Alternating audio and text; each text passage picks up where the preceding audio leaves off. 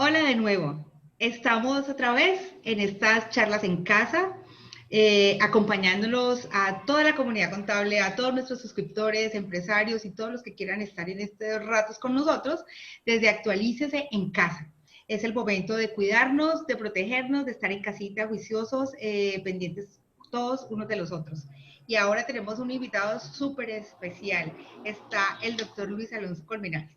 El doctor Luis Alonso Colmenares es contador público con un montón de especializaciones y pues con una amplia experiencia como expresidente del Consejo Técnico de la Contaduría Pública, como expresidente de la Junta Central de Contadores y como excontador general de la Nación. Entonces, pues tenemos hoy una... bueno, y súper importante, está dentro de los creadores y puestos que ponen en marcha la Ley 1314 de 2009. Tenemos mucho por conversar. Doctor, bienvenido. Doctor José Hernando, bienvenido. Bueno, yo Muy quiero amable. Gracias. dar el saludo a Luis Alonso, Doctor José cordialmente. Hernando, me da mucho gusto saludarlo. Esta es una forma que hemos encontrado en la actualidad de acercarnos a los contadores, de acercar esas eminencias grises de nuestra profesión, de acercarnos para que escuchen todas esas incidencias que han tenido profesionalmente y adicionalmente las que están teniendo ahora con esta situación del COVID-19. A nosotros o a usted, en el caso del que participa, lo están escuchando en este momento, contadores públicos, auditores, revisores fiscales, emprendedores, empresarios, administradores, economistas y abogados, que son ahora nuestro foco o la comunidad a la cual que está accediendo a nuestra página y a nuestro servicio. De manera que la transmisión se hace por Facebook Live y luego se transmite por YouTube. Inmediatamente terminemos, usted puede encontrar su grabación y la información completa. De manera que muchas gracias y para nosotros es muy satisfactorio tenerlo en este momento tan importante para el país y para el mundo. Gracias, y volvernos a encontrar después de mucho tiempo. Claro que sí, me da mucho gusto saludarlo de nuevo, aun cuando sea por este modo virtual. Como primera medida, pues agradecer su amabilidad, las consideraciones que desde el primer momento en que nos conocimos, usted ha tenido siempre conmigo, gesto pues que no sé cómo tendría que hacer en la vida para terminar de agradecérselo, porque siempre he sentido de su parte mucho afecto y hago el esfuerzo que sea necesario para hacerle recíproco y pues al mismo tiempo expresar también mi gratitud y mi reconocimiento pues a este portal tan importante que tanto le aporta a la formación contable y al ejercicio de la profesión. Muchas gracias, María Cecilia, muy amable. Listo, doctor. Señor.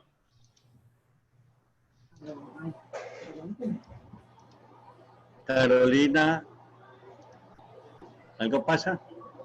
Sí, sí, señor. Un momentico, por favor.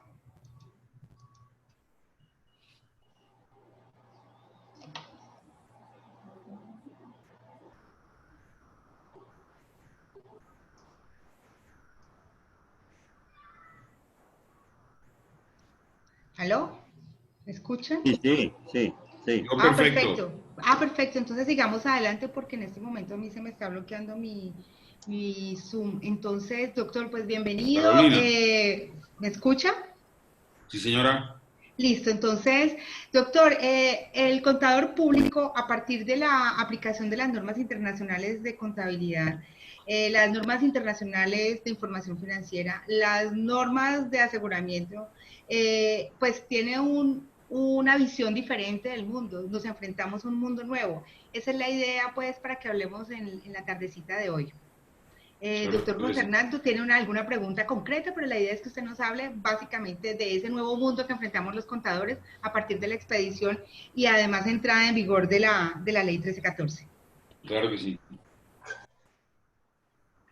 Tiene la palabra, doctor Luis Alonso. Pues a ver, respecto de ese tema, pues uno tiene que admitir que desde la expedición de la ley 1314 se empieza a plantear desde ese momento la necesidad de que se lleve a cabo una renovación tanto del conocimiento contable como de su práctica a través del ejercicio de la profesión. Eso no hay forma de negarlo, eso es así, es evidente. El hecho de tener que empezar a plantear nuevas prácticas, nuevos procedimientos, nuevos elementos incluso de carácter sustantivo, sobre todo porque si pensamos únicamente en el hecho de que muchos de los que fuimos formados, siempre se nos dijo, por vía de ejemplo nomás, que activo es todo recurso del cual la empresa o el sujeto contable es dueño. Entonces vienen unas normas y le dicen a uno, y no solamente de lo que usted es dueño, sino también de lo que tiene bajo su control y le produce beneficios económicos. Por supuesto que eso es un cambio profundo, sustancial.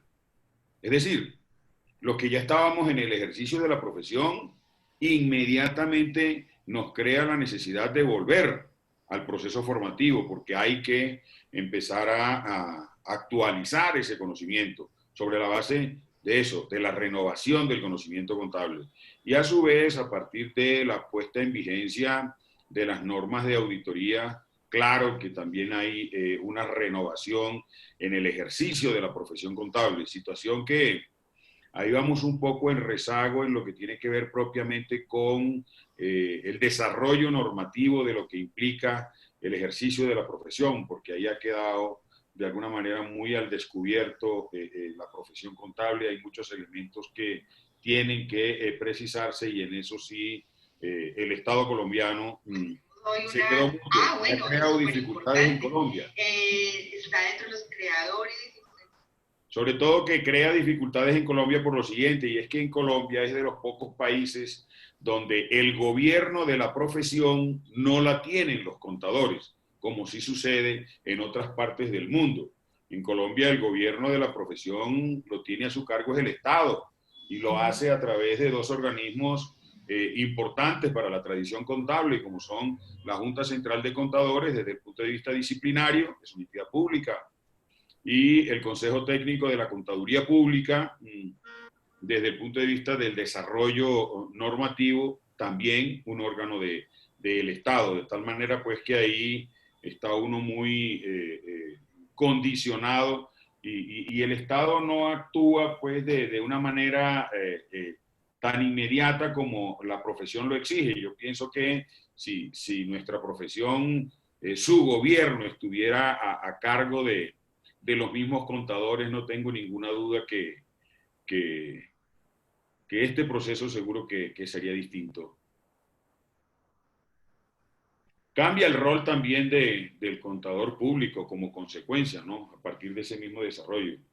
Y al cambiar el rol del contador público, en ese sentido, quiero decir que ya el proceso contable, por ejemplo, no se concentra de manera exclusiva en un registro estrictamente documental.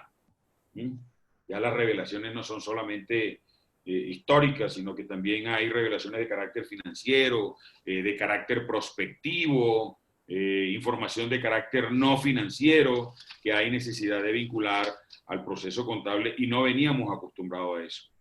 Nosotros no estábamos acostumbrados a llevar a cabo una labor en nuestra práctica contable de esa manera. Todo lo habíamos concentrado necesariamente al soporte documental y modifica esencialmente la labor del auditor, del revisor fiscal.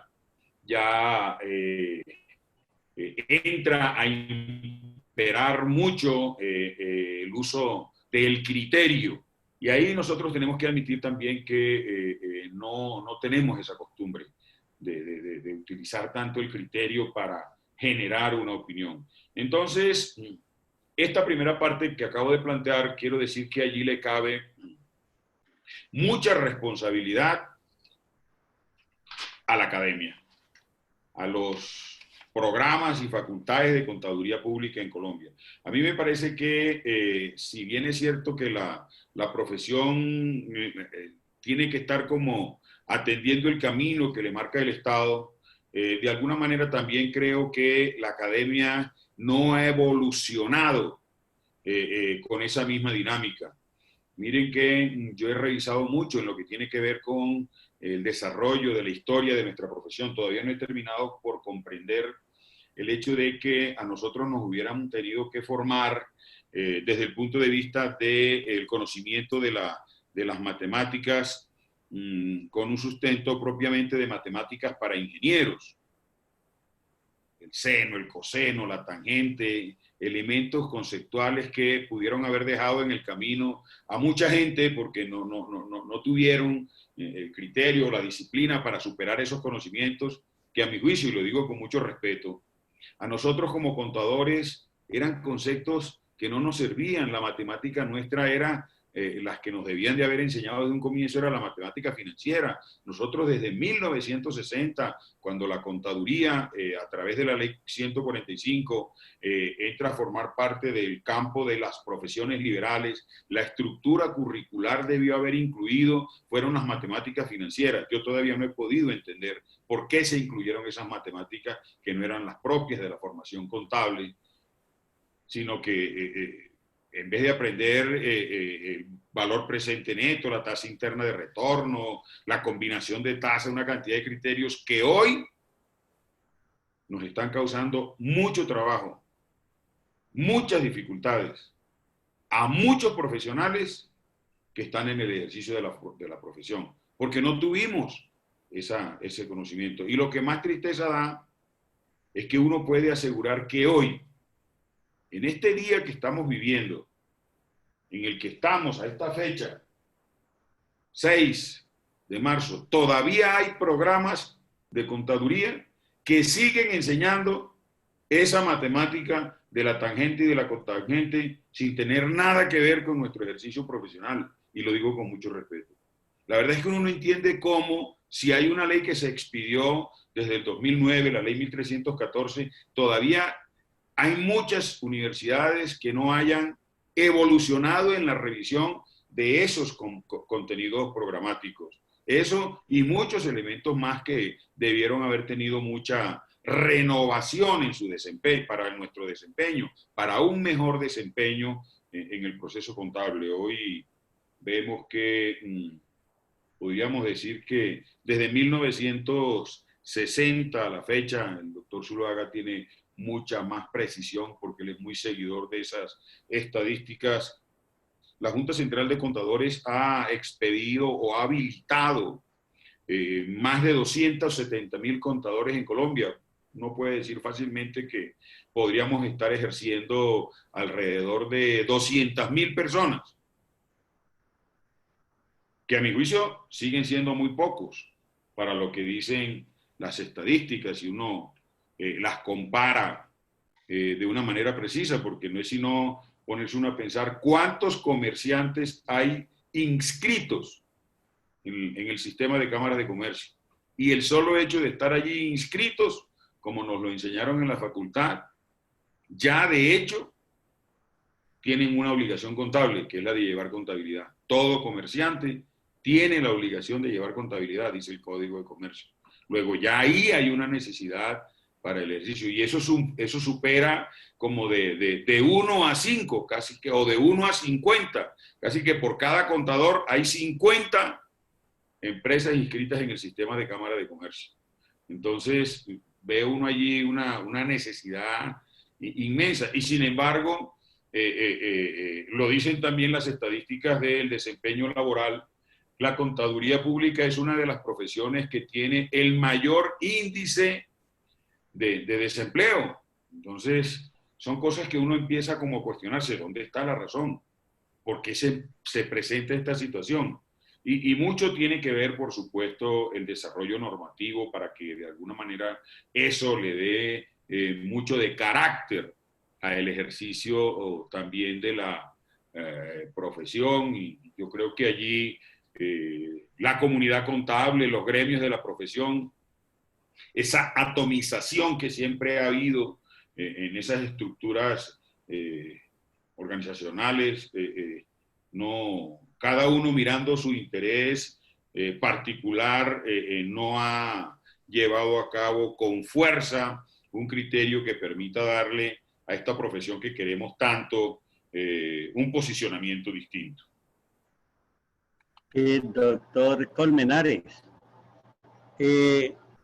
yo tengo un criterio que vamos a ver cómo lo acoge usted. Yo digo que la adopción de las NIP, de las NIAS, de las normas de ética, de las normas de educación, nos acercaron a Europa y a Estados Unidos, por decir esos dos grupos del mundo, y nos acercaron en tal forma que nos pusieron a participar de ese mundo, los que saben inglés de todo el mundo, para los que solo dominamos el español, para los países de habla hispana. Y ahí pienso yo que radica mucho la importancia. Quiere decir lo que estoy expresando, que cuando antes, doctor Colmenares, hablábamos de 20 años, cuando decíamos tranquilo, que nosotros frente a Europa y Estados Unidos, ellos nos llevan 20 años. Ahora los espacios se acabaron y ya se habla precisamente que no hay ni siquiera días ni meses. Miren lo que nos está sucediendo, por ejemplo, con el COVID-19. Entonces, por dar la idea es que nos colocó a participar del mundo y que la academia, cuando usted dice de retraso, yo lo llevo más allá cuando digo se está atrasando en la tecnología y la aplicación de la tecnología. De manera que ahí le agrego unos comentarios adicionales a lo que usted estaba diciendo. Sí, sí, por supuesto, claro, yo estoy muy de acuerdo con eso. Es que en los tiempos que vivimos hoy prácticamente el tiempo y la distancia se redujo a su más mínima expresión. Hoy todo es instantáneo. Hoy todo es ya y de una vez. Entonces, en ese sentido, o digamos, tomando ese criterio, pues yo creo que en ese mismo sentido la formación y el ejercicio profesional tienen que adquirir una dinámica distinta. Hoy ve uno que las exigencias que el mundo le hace al ejercicio de la profesión contable son mucho más rigurosas que aquellas de hace 30 años, por ejemplo. Y eso uno tiene que admitirlo, pero eso también lo tiene que interpretar es los centros de formación, la academia, las universidades, y allí es donde yo veo que no hay un desarrollo, no hay una evolución, no hay una dinámica que interprete las necesidades que tiene el mundo del contador que hoy requiere. Ese es el problema. Y que afecta luego el desempeño, el ejercicio de la profesión. ¿Ya? Ya aquí uno hoy en día no puede estar planteando diferencias con respecto al mundo porque ya uno tiene que desempeñarse de la misma manera como se desempeña el contador en el resto de la humanidad, partiendo de la base que si se están aplicando unos criterios contables que son de uso en más de 100 países en el mundo, entonces en ese sentido el modelo contable es prácticamente el mismo. Y de alguna forma lo único que lo podrá distinguir a uno será el idioma, pero las prácticas serán las mismas. Y el estado financiero que hoy se hace en Colombia es el mismo que se hace en el resto de la humanidad, y el del resto de la humanidad será el mismo que se tenga aquí en Colombia. Entonces, pues eso también exige que la universidad tenga que estar repensando su proceso formativo. Y es lo que yo no veo. Doctor, por acá Armando Campos ha levantado la manito. Creo que tiene algo para comentarnos, doctor. ¿Puede hacer su pregunta? Tiene cerrado el micrófono, creo. Armando Campos, ¿puedes abrir tu micrófono, por favor, y hacer tu pregunta? Bueno, entonces continuemos. Ya. Listo. Bueno. Sí. Listo. Don Hernando tiene el micrófono cerrado. Don Hernando, por favor, no le escuchamos. Doctor Listo. Colmenares, nos decía el panelista en la sesión anterior que seguramente el COVID-19 va a hacer modificar las MIF y las mías, lo cual me parece pues muy grave. Y corroborando lo que usted nos decía, ayer escuchamos también a Manuel Rejón, un conferencista español, quien precisamente pudimos escuchar en el mismo lenguaje, con la misma forma de entendernos del lenguaje de auditoría, del lenguaje contable. Entonces, es un poquito corroborando lo que usted decía. Sí, por supuesto que partiendo de la base de que el contador tiene que interpretar la realidad del sujeto contable, toda situación que se presente que tenga efecto en la organización, en el sujeto contable, por supuesto que va a tener su efecto y eso tendrá el contador que interpretarlo y al mismo tiempo el conocimiento, el desarrollo del conocimiento contable. En algún momento me atrevería a afirmar desde ya que habrá algún pronunciamiento de los emisores de todos estos estándares en donde establezcan algunos criterios o reglas que haya necesidad de atender mientras se produce algún pronunciamiento que sea de fondo, porque es una situación que por supuesto afecta a las organizaciones. Es decir, negar uno que toda esta situación que hoy estamos viviendo no vaya a tener efecto en las organizaciones es discutir de manera innecesaria, no tiene sentido. Claro que sí, y debemos estar atentos a ver qué es lo que se va a plantear con respecto a eso.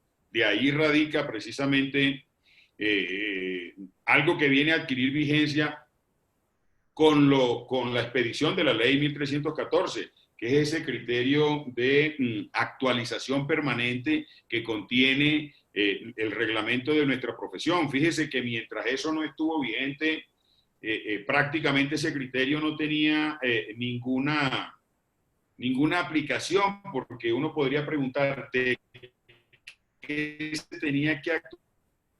El criterio contable siempre es el mismo, a lo sumo le restaban una, cuando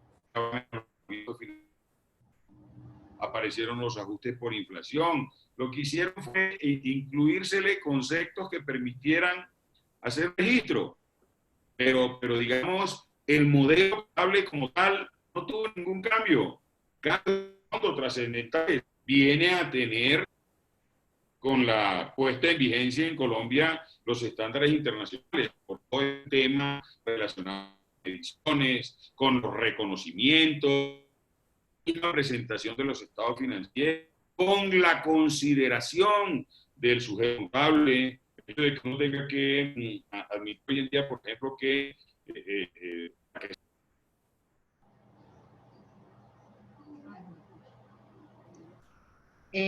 Bueno, creo que se nos fue la conexión con el doctor Colmenares. Bueno, aprovecho para saludar a todos los que están presentes. se había cortado la comunicación. Hola, doctor, sí, señor. Bueno, bienvenido de nuevo. Bien pueda siga. No sé qué pasó ahí, pero se cortó. Ya estamos aquí. Bueno, entonces, perfecto. estaba pensando que claro que el contador de eso se trata porque esa es su competencia, esa es su función, interpretar la realidad de la organización. Y si en este momento la realidad de esa organización es el efecto de toda esta pandemia en la que estamos en el mundo, tendrá que estar atento y atender todos los efectos que de allí puedan derivar, doctor Zuluaga. Una cuestión que parece íntima.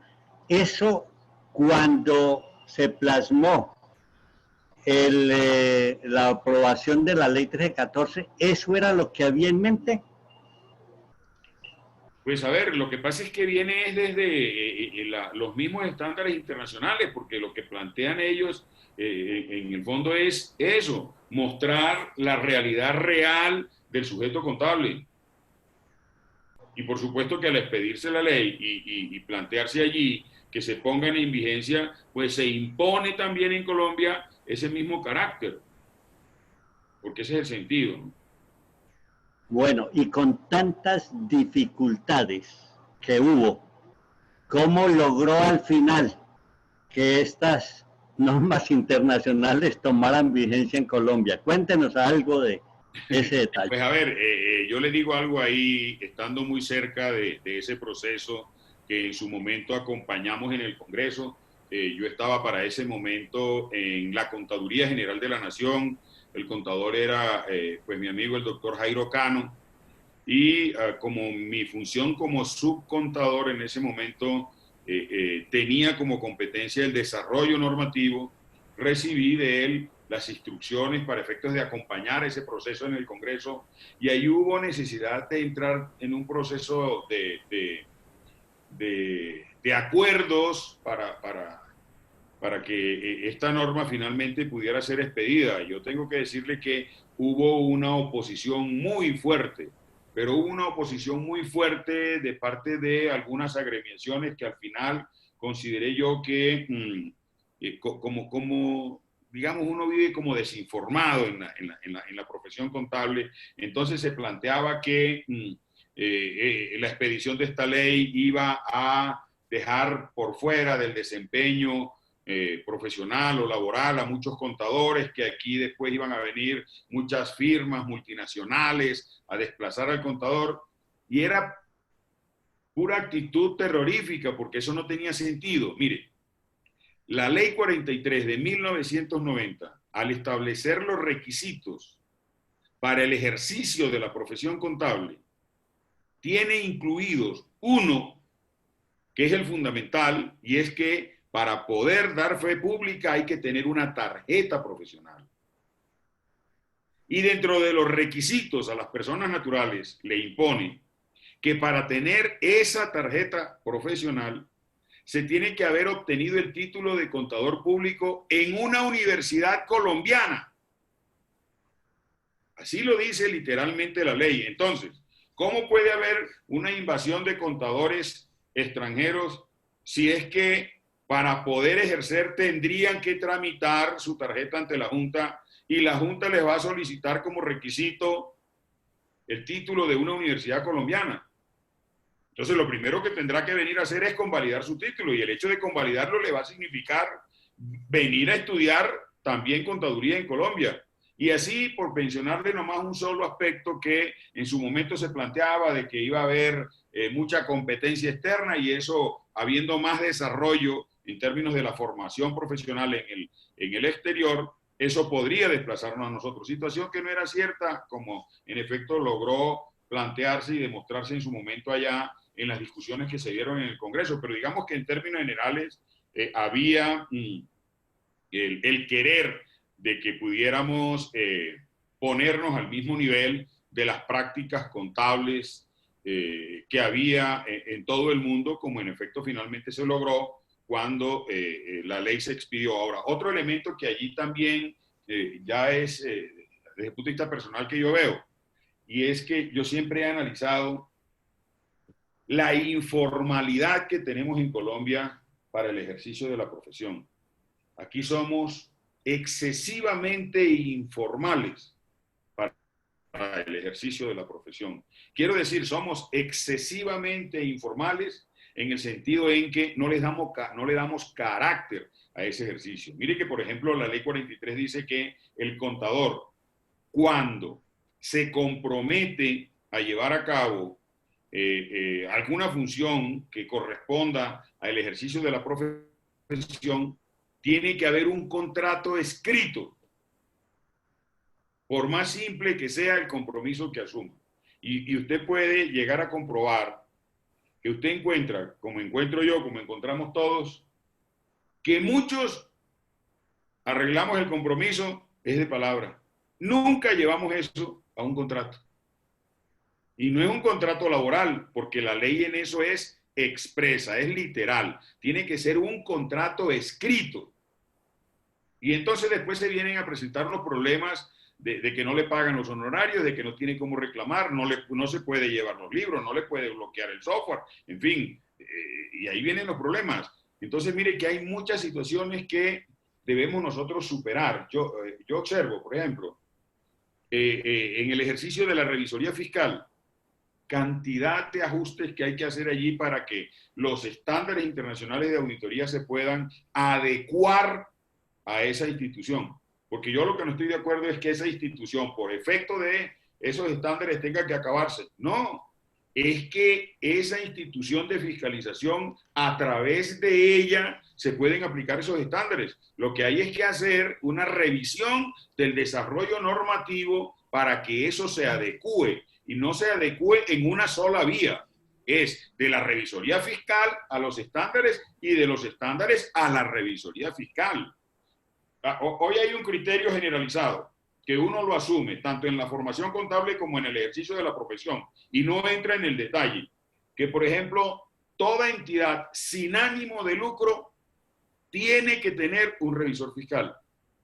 Mi opinión es que ese rigor no debería ser de esa forma, porque es que hay entidades sin ánimo de lucro que ni siquiera tienen cómo pagarle a un revisor fiscal. Entonces, ¿qué sucede? Que esas situaciones inducen a un desempeño ilegal de la institución y puede uno llegar a encontrar que el contador, como la obligación de que le dictaminen los estados financieros a la entidad sin ánimo de lucro, de alguna manera busca la forma de contratar al revisor fiscal, ¿ya? Pero para que le lleve la contabilidad. Mire usted eso. Entonces, le dictamina y pone a otro a que le certifique. Y eso yo lo puedo decir, porque yo lo he visto. ¿Y eso a qué se debe? Precisamente a la falta de revisión que hay de las normas. Y yo no estoy inventando nada. Mire, por ejemplo, en el sector cooperativo. En el sector cooperativo, la ley 79 dice, en principio, las organizaciones cooperativas deben tener un revisor fiscal. En principio. Pero si de acuerdo con las condiciones geográficas o económicas que se demuestren, no permiten que lo hubiera, la entidad cooperativa puede solicitar que le eximan de esa obligación. Entonces, si ya existe ya un modelo ahí, ¿por qué eso no se puede revisar para otros? O como por ejemplo cuando se pidió la ley 43, mire que allá se estableció en el parágrafo del artículo 13 que a partir de unos determinados montos de ingresos, de activos, la organización, el sujeto contable está obligado a llevar contabilidad, a tener revisor fiscal. Yo digo que un criterio como de esos debería generalizarse para todo tipo de organizaciones y no solamente para las comerciales. Bueno, doctor Luis Alonso, lo saco del tema y le hago una pregunta muy específica y va a ser la última intervención para dejarle espacio a los que están en el chat. Claro que sí. ¿Y por qué, sin ser su responsabilidad, la implementación de las NIF no ha sido un logro de los diversos organismos profesionales actuales ni de la misma superintendencia? Hay numerosísimas, sobre todo nos referimos a las pymes, en donde si quieren o no implementan las NIF. Lo que están haciendo muy técnicamente nuestros contadores es cambiar de nombre a las cuentas y decir, yo estoy aplicando las NIF. Entonces, la pregunta es, ¿a qué se debe precisamente eso? ¿Qué ha pasado? ¿Qué sucede? A ver, doctor Zuluaga, yo creo que ahí cometimos un error, ¿ya? Y cometimos un error en el sentido de haber desconocido tantos años de una práctica, ¿sí? Tantos años de una práctica. Desde 1960, más de casi que 40 años. Casi que 40 años. Llevando a cabo una práctica contable que ya significaba pues un esfuerzo grandísimo cambiar unas costumbres. Entonces yo sí creo que ahí cometimos un error en el sentido de no haber previsto un tiempo suficiente de preparación para la aplicación de esas normas, que hubiera habido un proceso de formación, me explico, de las universidades, por ejemplo, llamar obligatoriamente a sus egresados para renovarles el conocimiento, ¿ya? Los programas. El Consejo Técnico no tenía ninguna facultad ni había forma de poder plantear que se actualizaran los contenidos programáticos, ¿ya? Y no era precisamente por ese criterio que digo yo mal interpretado de la autonomía. No, ahí lo que se necesitaba era voluntad, porque además el Consejo Técnico no tenía cómo imponerlo, dado que el Consejo Técnico no tiene ese carácter de expedición autónomo de normas. Entonces, todo este proceso de carácter de concientización y formativo no se llevó a cabo en un tiempo que fuera razonable, para haber obligado a que la comunidad contable en general, de manera obligatoria, sobre la base de algún criterio, renovara su conocimiento. Cumplido ese proceso, esa etapa, entonces sí que se hubiese definido posterior a ello, llevar a cabo una implementación de manera planificada. Pero es que yo lo tengo que admitir. Y a mí eso no me da vergüenza, porque además fue la orden que me dio el gobierno, a quienes en su momento también integrábamos el Consejo Técnico. A eso se le puso un término, a partir del cual tenía que estar definido el modelo y puesto en práctica. Entonces, yo pienso que ahí se erró en eso. Y vemos lo que hoy encontramos, que en efecto, como usted lo dice muy acertadamente, muchos operadores contables consideran que con el hecho de haberle cambiado un nombre a una cuenta, ya están aplicando los estándares internacionales. Pero entonces usted llega y plantea, a ver, y usted está haciendo reconocimiento, por ejemplo, del deterioro. Y va a revisar. No tiene idea, siguen con el mismo concepto de la provisión. Mi doctor, y le añaden un copy-paste a las políticas, es decir, para garantizar que están aplicando las NIF.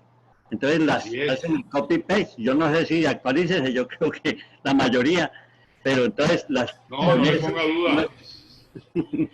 No le ponga duda, no le ponga duda. Eso es así, porque es que, y además porque veníamos acostumbrados a que ese concepto no existía, y no existía no porque no tuviéramos la capacidad, sino porque no se necesitaba en su momento. ¿Por qué? Porque todo estaba resuelto en los planes únicos de cuentas. Entonces, ¿qué políticas se iban a requerir? Muy excepcionalmente se adoptaba una o dos o qué sé yo, pero ya cuando eso deja de regir, vaya usted, por ejemplo, a buscar hoy en día un programa de contaduría que ejercite a sus estudiantes a el diseño de políticas contables. No la encuentra. Y eso hay que aprenderlo, porque eso no es por ósmosis. Entonces es un proceso que también tiene, es dispendioso y de rigor y de mucho estudio. Doctor Colmenares, usted habló antes acerca de fallas en la academia, pero es que yo le agregaría no a la academia como institución, sino a los profesores como tales. A mí me parece que allí ha faltado precisamente eso que usted dice, más preocupación por una formación más a fondo, más meterse en la tecnología. Yo estoy diciendo ahora, y eso es un grave pecado, pues porque lo he expresado y me lo han dicho, que cómo invertimos 70.000 millones en unos muros y unos ladrillos, pudiendo gastar esos 70.000 millones en hablar de Big Data e inteligencia artificial. Sí, por supuesto, ¿no? Y yo en ese sentido estoy de acuerdo con usted.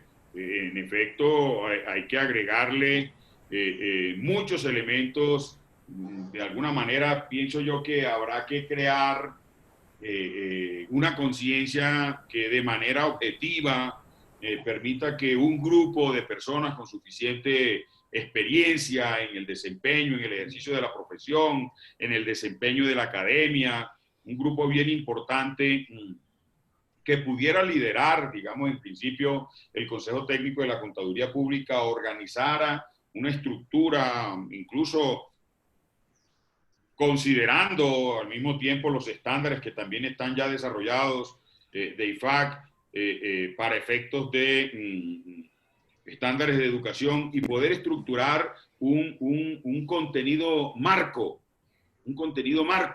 que contuviera unos elementos básicos, fundamentales, que deberían darse en todos los programas de contaduría y facultades de contaduría en Colombia, y que pues cada universidad, de acuerdo con su filosofía, con su contexto, pues les agregara los que considerara adicionales, pero que en principio tuvieran unos elementos básicos necesarios que se requerirían sine qua non para la formación del contador público que hoy necesita, porque es que ya hoy no podemos plantear los contadores que necesita Colombia. No, son los contadores que necesita el mundo.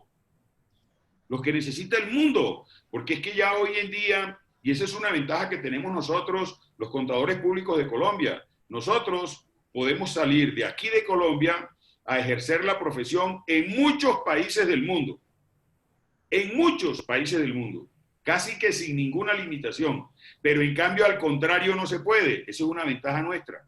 ¿Y por qué al contrario no se puede? Porque ahí tenemos un artículo en la Ley 43 que dice que aquí el que venga a dar fe pública tiene que haber estudiado contaduría pública, haberse titulado como contador público en una universidad colombiana. Eso es una ventaja que nosotros tenemos. Pero por supuesto que mucho contador puede salir de aquí a ejercer en muchos países de América, de Europa y países desarrollados de Asia, con suficiente criterio, a partir del conocimiento de esos estándares internacionales. Carolina, ¿podría dar la participación a los que están en el chat? Sí, claro, doctor. Yo tengo dos intervencioncitas pendientes. La primera es que hablábamos ahora de la academia y de, pues, usted hablaba de la academia como tal, que le falta en la implementación de las normas internacionales para transmitirlas a sus estudiantes, y el doctor Zuluaga hablaba de los estudiantes, de los profesores como tal.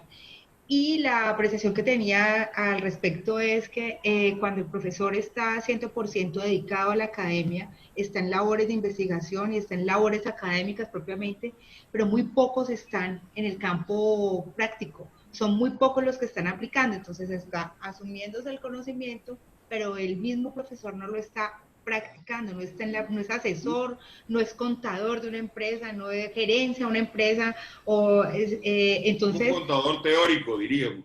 Exacto, se transmite el conocimiento como se toma de los libros y de su investigación propiamente, pero no está aplicada. Entonces pienso que esa es una de las cosas que podría aportar la academia de las universidades con el ejercicio práctico del profesor titular, porque pues el profesor hora cátedra tiene que atender además la cátedra como tal y sus labores como contador. Sí, claro. Y la otra... Yo conozco muchos profesores dedicados por completo a la academia que nunca en su vida han certificado un estado financiero. Exacto. Pero nunca es nunca. Nunca, ajá. Yo pienso que eso también tiene sus limitaciones. Eso es como planteándolo de manera complementaria al otro tema de la revisoría fiscal. Yo creo que la tarjeta profesional no puede ser el único requisito habilitante para dictaminar. Yo lo digo en todas las partes a donde voy, a dictar conferencias, a dictar clases, a hablar de la profesión. Yo creo, doctor Zuluaga, que hay que revisar desde el punto de vista normativo esa institución para su desempeño. Porque no puede ser que si a mí hoy me expidieron la tarjeta profesional, por plantearlo solo por vía de ejemplo, hoy me la expidieron, mañana solicito el certificado de antecedentes disciplinarios y pasado mañana me pueden elegir revisor fiscal sin haber nunca certificado un estado financiero. Yo no estoy de acuerdo con eso. A mí me parece que mi planteamiento, y así lo hacía cuando estaba en la Junta y cuando estaba en el Consejo Técnico, yo creo que el contador público no puede ser revisor fiscal antes de haber tenido por lo menos 5 años de experiencia en el ejercicio de la profesión. Es que eso es una institución de mucha responsabilidad. No puede ser posible que uno podría perfectamente ser revisor fiscal sin que nunca en su vida hubiera certificado un estado financiero. Yo no estoy de acuerdo con eso. Yo creo que eso es una de las revisiones que le hace falta a nuestro ejercicio profesional en el caso de la revisoría fiscal. Y por lo menos experiencia en auditorías, porque es que también una cosa es el ejercicio Cuando como ya tal, uno otra cosa. dice por lo menos 5 años de experiencia profesional, ahí se vinculan muchos elementos, 5 años ejerciendo la profesión, porque es una institución de mucha responsabilidad para el caso del contador público. Y el tema también, yo creo que ya se va llegando el momento en el cual nosotros tenemos que empezar a pensar en la necesidad de que, y eso por efectos de darle un peso institucional también, de unificar el regulador contable. Yo creo que el trabajo que tenía que hacer el Consejo Técnico de la Contaduría Pública ya lo hizo, que fue haber diseñado el modelo. Ya lo hizo. Ya de aquí en adelante, como en efecto se ha visto, lo que tiene que llevar a cabo es un proceso de revisión, de poner en discusión los estándares que vayan saliendo, coordinar en representación de Colombia todo este proceso. Y a mí me parece que todo eso podría perfectamente concentrarse como en su origen, y yo lo puedo decir con conocimiento de causa, como en su origen en la Contaduría General de la Nación. Porque es que en ese sentido el 354 no distinguió nunca. El 354 lo dice, el de la Constitución lo dice expresamente, determinar las normas contables que deben regir en el país. Ahí no distingue, determinar las normas contables que deben regir en el país. Y en ese sentido fue que se redactó la Ley 298, que también se lo tengo que decir con conocimiento de causa, porque yo participé en esa redacción. Lo que sucede es que cuando el proyecto va al Congreso en ese sentido, el ponente, que en su momento recibió esa responsabilidad en el Congreso, en su momento era el senador Juan Camilo Restrepo. Y él consideró, en su opinión sabia, diríamos en principio, que eso había que concentrarlo era solo para el sector público. Y por eso hubo necesidad de decantar todo eso para que ese proyecto pudiera tener un trámite efectivo como lo tuvo y haberse convertido en la ley 298. Pero yo sí soy partidario de que todo eso debería concentrarse en la Contaduría General de la Nación como se concibió desde la Asamblea Nacional Constituyente.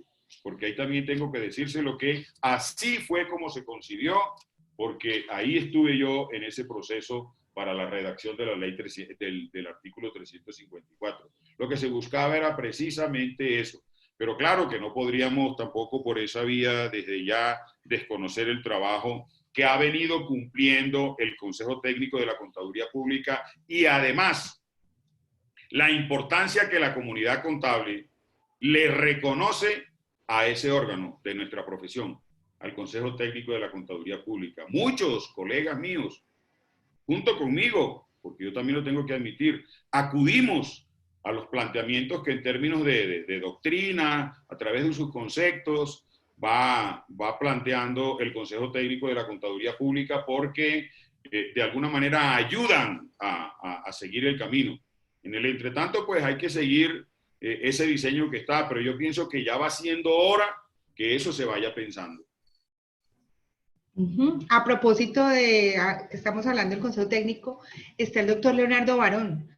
Entonces, sí, me hace la pregunta acá, ¿qué recomendaciones daría usted a los actuales miembros del Consejo Técnico de la Contaduría Pública? No, pues digamos recomendaciones de mi parte, mal haría yo. Estoy seguro que todos los que lo integran y lo han integrado se han hecho unos procesos de selección a partir precisamente de las capacidades de mis colegas. Yo respecto de ellos no tengo, digamos, nada que señalarles en cuanto tiene que ver con su profesionalismo, su criterio, sus estructuras conceptuales, su formación. Y yo creo que el papel que les toca cumplir, pues lo están desempeñando conforme se debe, de la manera como lo están llevando a cabo, de acuerdo con las competencias que les corresponden. Pero a mí me parece que también deben asumir una actitud que implique ser audaces. Yo creo que le da mucho más carácter al desarrollo conceptual y normativo de la contabilidad e incluso de la contaduría si se unificara un regulador en la Contaduría General de la Nación, por el mismo carácter que ella tiene. Contaduría es una entidad de régimen constitucional, proviene de la Constitución, y eso desde el punto de vista jurídico es algo que tiene mucho valor, mucho criterio. Si allá se concentrara, dándoles, por supuesto, su independencia, garantizándoles el desarrollo de su conocimiento, remunerándolos de una manera importante y que además lo conformara un equipo más amplio incluso que el que actualmente lo conforma, buscando otras representaciones adicionales, podría tener, a mi juicio, con todo respeto, mucho más carácter en su desarrollo. Además porque en el caso de la contaduría, que no sucede con el Consejo Técnico porque eso se lo quitó la Corte Constitucional mediante una decisión de inexequibilidad, en el caso de la Contaduría General de la Nación, sus pronunciamientos son de obligatorio cumplimiento, como lo reconoció una sentencia C-487 del 97. No sucede lo mismo con el caso del Consejo Técnico de la Contaduría.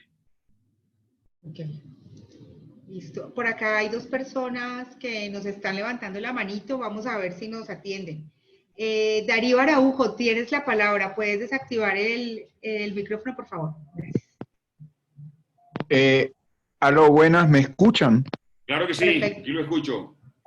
Muchas gracias, doctor Colmenares, doctor Zuluaga y doctora Carolina. De verdad, es un honor. Yo, desde mi experiencia como contador venezolano, que ya tengo 6 años aquí en Colombia, pasé por los procesos de convalidación que cambiaron inclusive en ese tiempo. Doctor, con todo respeto, lo que he notado es que estamos encasillados, porque son la mayoría de mis discusiones con los contadores, la mayoría, no todos, en los temas netamente impositivos. Sí.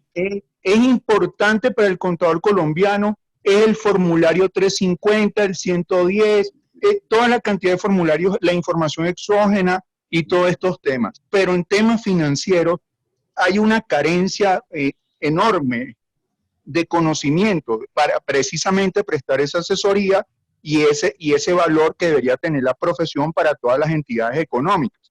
Entonces, con todo respeto, yo pienso que tiene que ser también una tripartita, porque el tema no es solamente el contador que se vende barato, que se vende por 500.000 pesos, por necesidad o por volumen. También es el tema del empresario, el empresario pyme, la empresa familiar, que no le ha encontrado valor a la función del contador ni tampoco al revisor fiscal. Yo tengo algunos clientes extranjeros, españoles, que luego de sentarme a explicarle lo que dice el artículo 207 del Código de Comercio, dicen, ahora sí entiendo la función del revisor fiscal, pero resulta que anteriormente mi revisor fiscal no hacía eso. Simplemente venía, firmaba las planillas de impuestos y se iba. Entonces, muchas veces, cuando uno quiere ejercer la función desde lo que obliga el Código de Comercio, te dicen, no, tú eres invasivo y te estás metiendo en cosas que no te corresponden porque es que mis contadores colombianos no hacían eso. Muchas gracias. Muy importante el planteamiento que hace Darío y yo le voy no sé si a darle respuesta o a complementarle a partir de mi criterio. Yo le doy a usted toda la razón en lo que plantea y la explicación de eso está en el proceso formativo. Fundamentalmente en la formación.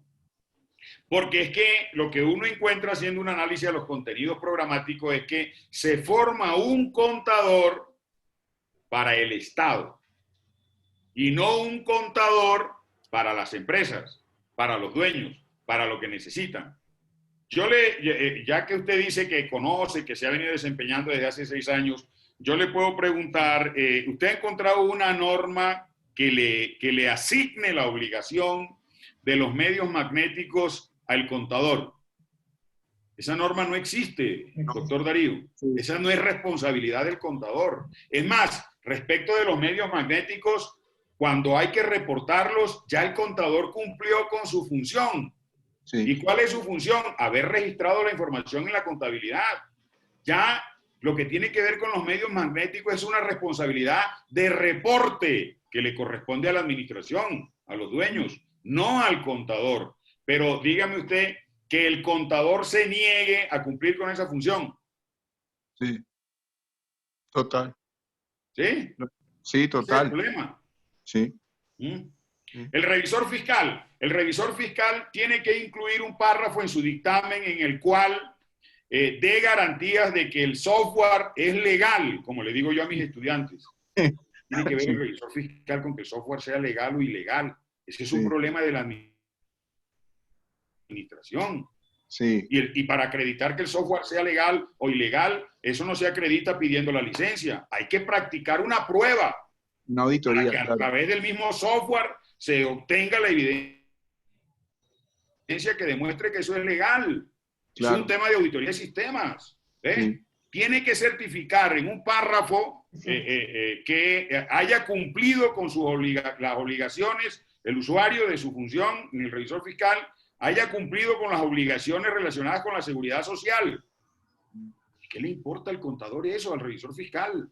Sí. El problema lo tiene que resolver la administración. Pero entonces le asignan una cantidad de responsabilidades, porque entonces mire lo que pasa. El Estado sí utiliza al contador para lo que le conviene, pero en cambio no ve en el contador la manera de promoverlo y de mejorarle sus condiciones. ¿Sí ve lo injusto que es el embudo ese? Sí, señor. No es fácil, sí. Doctor Darío. Sí, señor. Gracias, doctor. Bueno, por acá tenemos a Emilio. Emilio también levanta la mano. Ya le damos paso. Emilio, ¿puedes activar tu micrófono, por favor? Emilio. Listo. No tenemos a Emilio por acá. Doctor José Hernando, ¿tiene alguna otra pregunta? Por acá hay en el chat. Dice... Está el chat de Yetera, 20.000 será. En mi opinión, dice, estamos en un proceso de cambio generacional, donde venimos de mucho contador que se comporta como un auxiliar o asistente a un profesional liberal, donde el mundo exige un contador con una visión amplia del mundo empresarial.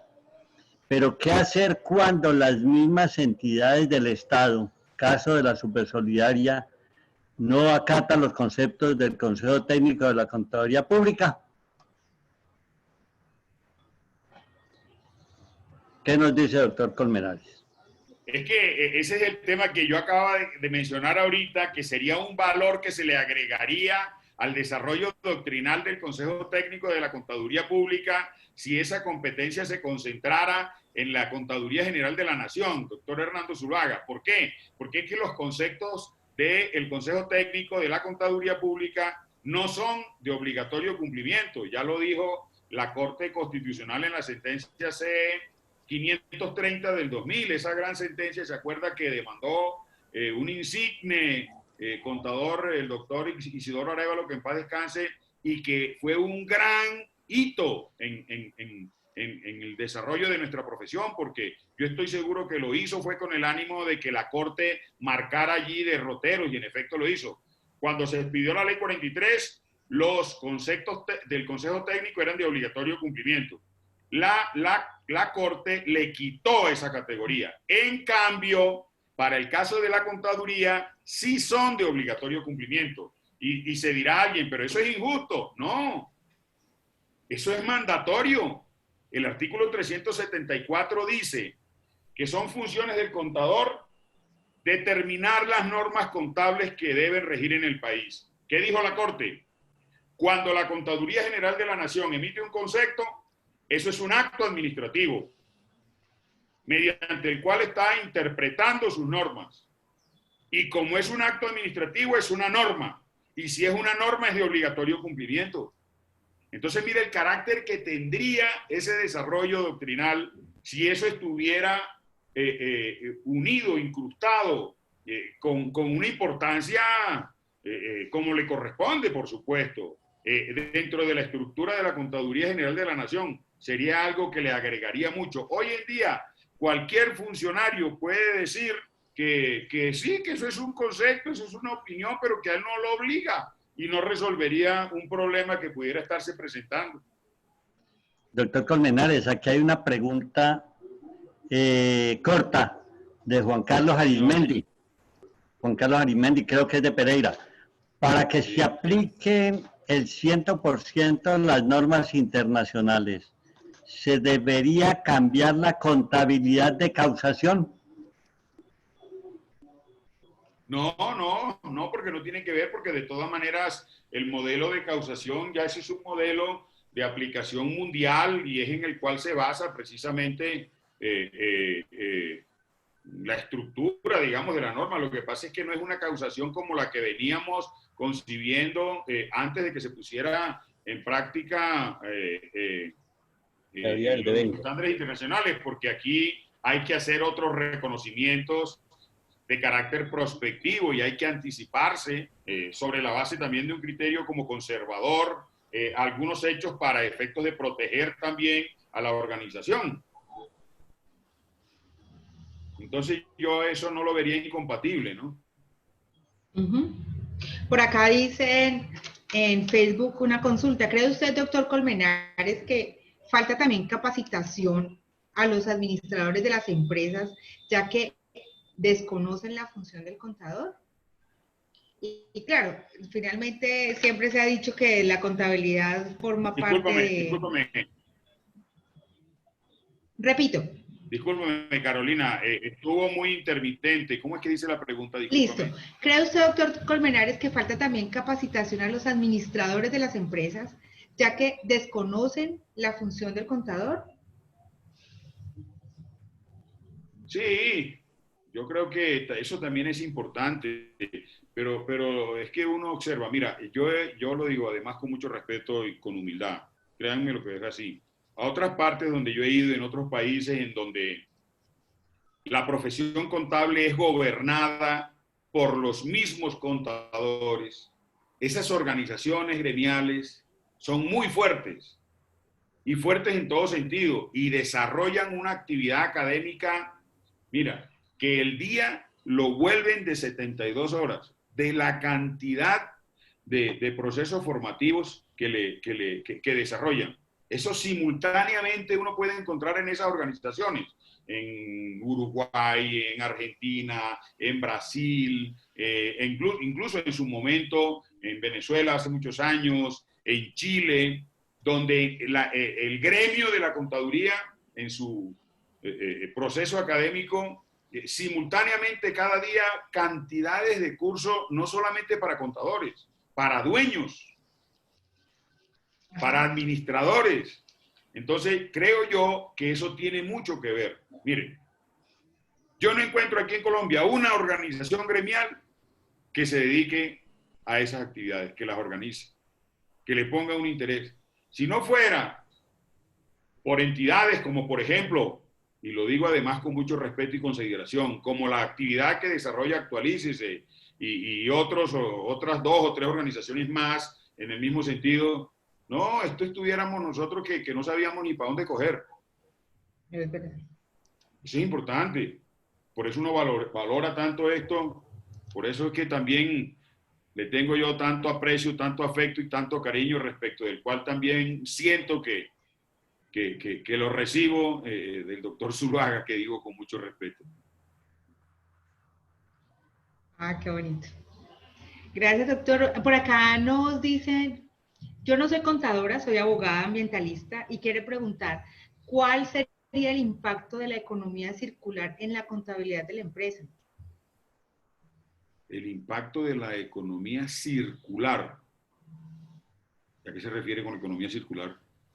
Bueno, démosle tiempo a que nos amplíe. Adriana, por favor, amplíanos tu pregunta o pide la manito y haces la pregunta de manera presencial. Doctor, mientras tanto... Una apreciación por ahí, escuché alguna vez, las normas internacionales de información financiera en Colombia tienen la posibilidad de que las apliquen empresas pequeñas y medianas, pero que su función no es, o sea, son negocios, la mayoría son negocios familiares que no tienen que reportar o no cotizan en bolsa, su interés no está en el mercado externo, sino que es interno. ¿No será que esa es una de las razones por las cuales hay tanta resistencia a la aplicación, tanto por parte de contadores como de empresarios?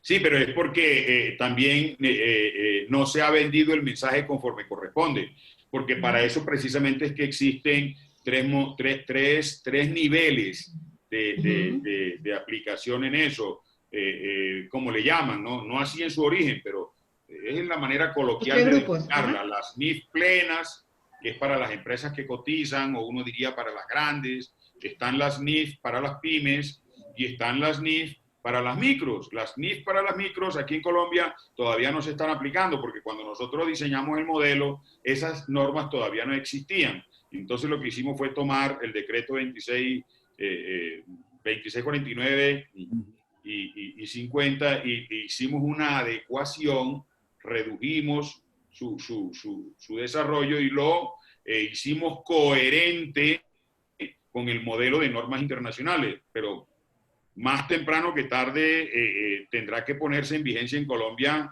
esas NIF para las micros también, ¿ya? Para que todo el modelo se esté aplicando. Ahí lo que ha habido es una mala explicación del desarrollo del modelo, porque las NIF no es que sean para las empresas que se coticen en bolsa. No, el modelo es para todas. Lo que pasa es que tiene rigores distintos dependiendo también de los tamaños, pero en el fondo los criterios son el mismo. Es decir, un activo para una empresa grande se define de igual manera para una empresa mediana y exactamente igual se define para una empresa pequeña. Sí, es cierto. Vale. Adriana Camacho, tienes el micrófono para que nos amplíes la pregunta, por favor. Hola, ¿cómo están? Lo que pasa es que ahora en Colombia salió la política y el COMPES de economía circular.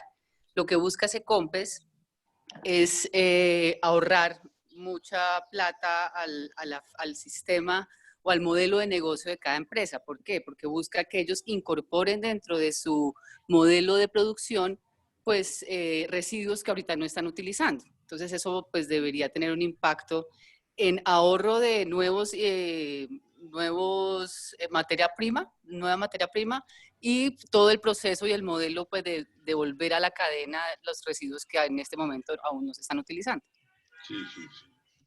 Eso tiene que tener efecto, por supuesto, en la contabilidad, y la contabilidad tiene previsto las formas de interpretar precisamente todos esos procesos en ese sentido, y no solamente desde el punto de vista de la contabilidad. No lo conozco de una manera exacta, pero infiero, por la manera como lo plantea Adriana, que eso incluso tendría efecto hasta en consideraciones de carácter tributario también, por la forma como lo plantea, pero sería de revisar. De hecho, sí le tengo que decir que, por supuesto, que las normas internacionales tienen las consideraciones para la forma de reconocer esos procesos que de materia prima que se reincorpora al proceso. Adriana. Los retales y esas cosas. A Adriana le quería comentar que precisamente sobre esos temas va a hablar Esteban Correa el día miércoles de 5 a 6. De manera que toda esa temática del desarrollo de tipo ambiental y todos estos procesos de economía circular va a tocar ese tema Esteban Correa. ¿Cuál es el COMPES, Adriana? Le preguntan a Adriana cuál es el COMPES. Me gustaría revisarlo. ¿Cuál es el documento COMPES? ¿Qué número será?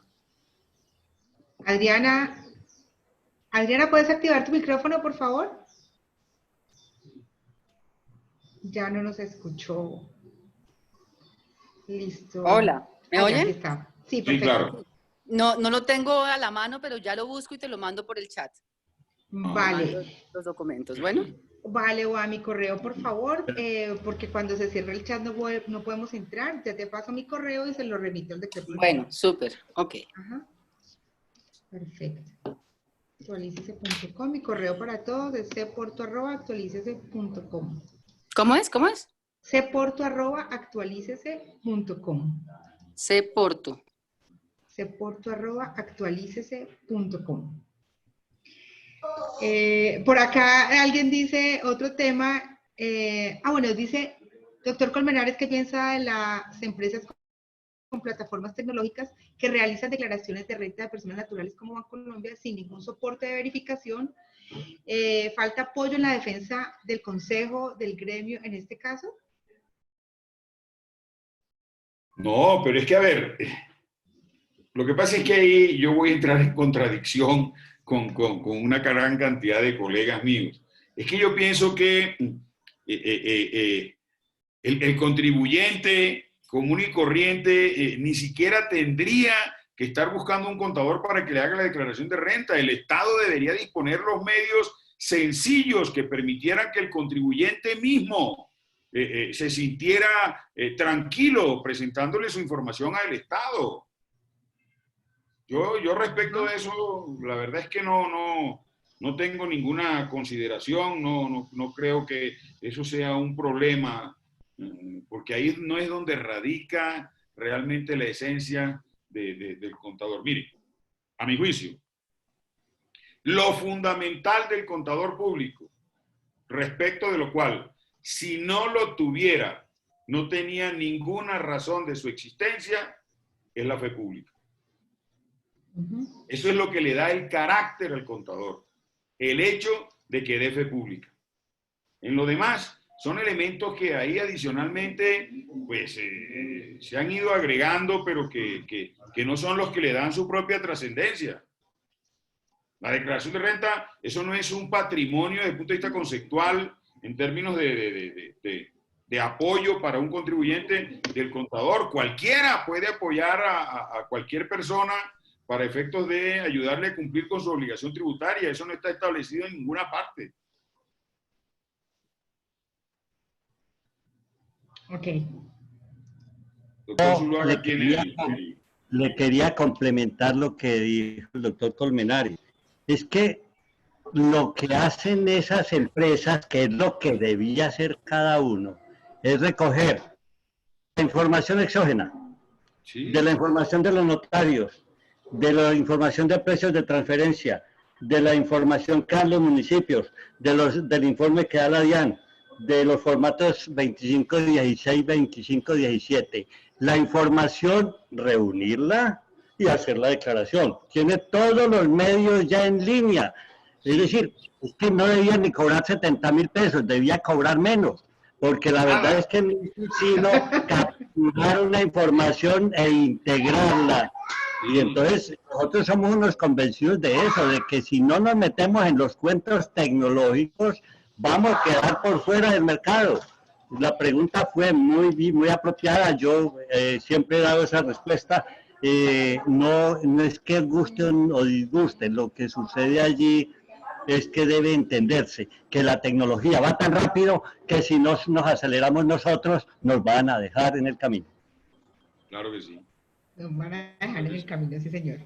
Bueno, doctor, son las 6:20. Yo creo que ya es hora de despedirnos. Con usted se pasa el tiempo volando, usted habla muy sabroso.